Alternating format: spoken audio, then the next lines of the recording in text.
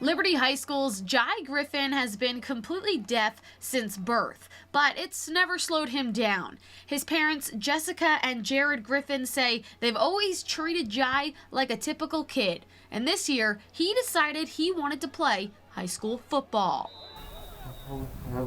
I've always loved football, and my parents knew that.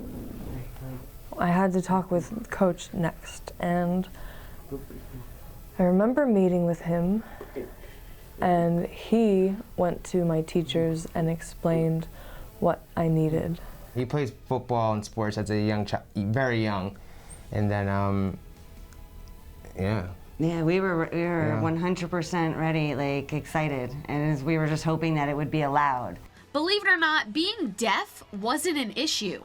It was actually the Griffins' home address that was going to prevent Jai from participating in Liberty athletics. The Griffin family lives over an hour away, but Jai has always gone to school in Bethlehem because of the hearing impaired programming offered by the Bethlehem School District. When it first came up, I remember when Fred Harris, our athletic director, emailed me and said, hey, a big kid just walked in here talking about wanting to play football and wanting to get in the weight room with you guys. It was probably February or March. And he said, but he's deaf. And I said, okay, well, that doesn't bother me. If he's willing to do the work, I'll let anybody give this thing a shot.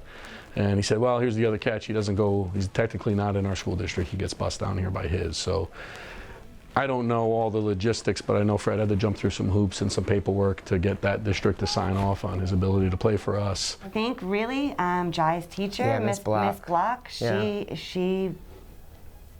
pursued it and pushed on it, and they finally said, sure, we'll take an out-of-district student and we'll let him play.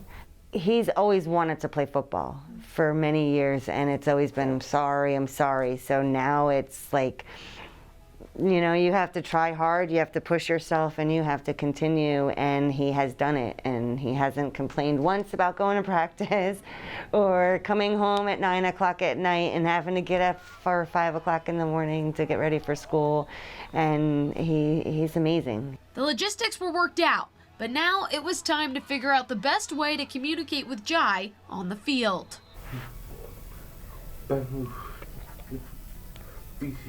My coach gives me visual cues to help me know what to do.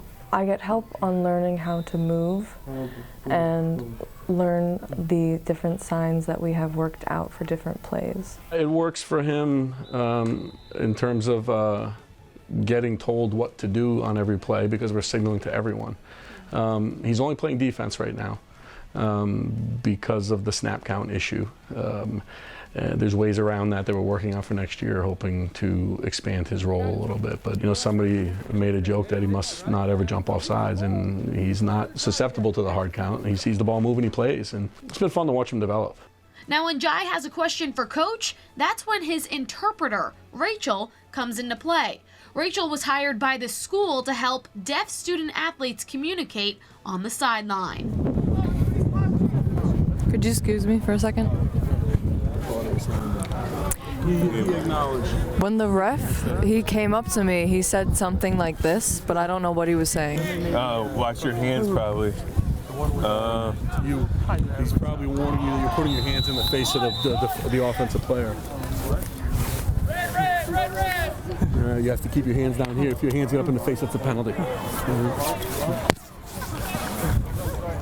With every snap, Jai is learning more about the game of football and surprising even himself with his progress. Looking ahead, though, Jai believes he has the potential to play for Gallaudet University, which is a research university created in 1864 for deaf students that now provides a Division III football program. He's gone from holding his own to making some plays to where I'm excited. We have one more year with him. He's got another season.